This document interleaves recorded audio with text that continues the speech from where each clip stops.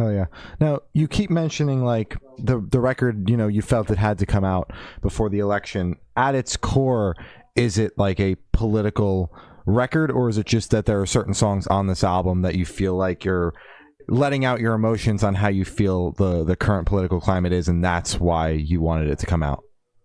In some aspects, I think it is a political record. Not in the sense that it's endorsing a specific candidate, but I think if you follow me and you know who I am, you you know where I stand. Yeah. Yeah. I think it asks very interesting questions about the state of the world right now, or it pushes the listener to think about things that are happening in the world right now.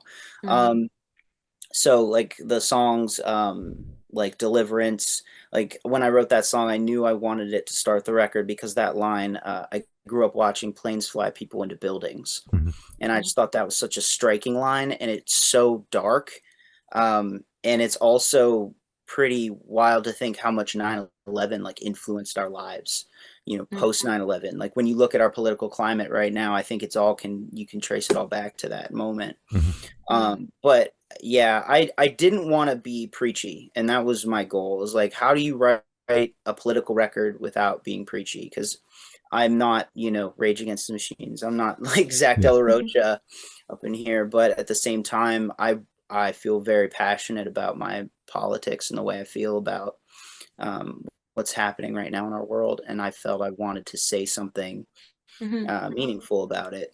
Oh yeah. Yeah, Well, absolutely. I think you nailed, you know, the mission you went out to accomplish, because it triggered me to even ask you if it is a full blown political record or just a couple of songs on there that you Yeah, feel are your emotions about the subject. So I think you did a great job, because thank you. I obviously picked up on the line in Deliverance, as even Mhm. me, someone who didn't live through 9/11, that struck me. I was like, holy shit, that's one hell of a line. Thank you, Yeah. man. I Yeah. appreciate that. And there's a little bit more to that too. So like there's those kind of bigger like political worldly songs, but then there's also like the intimate songs like Rosebud, or like if we're not here, we're probably somewhere else, or even Harvard, the eighth track, Mhm. which are very much about my relationship with my wife and how it's been affected, I think, by this political climate. Mhm. Mhm. And also like just capitalism in general and the way that we have to exist within a capitalist society, and just Mhm. kind of sucks because you spend so much time working, you don't really have time for anything else, and sometimes you get home and you're so exhausted.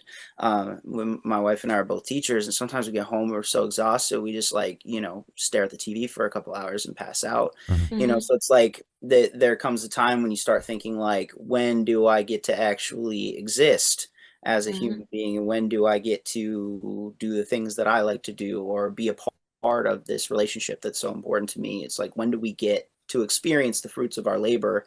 And it Mhm. seems like in our current economy and in our current way that people are existing, that's a very difficult thing to do, Mhm. just because prices are so high and wages are so low.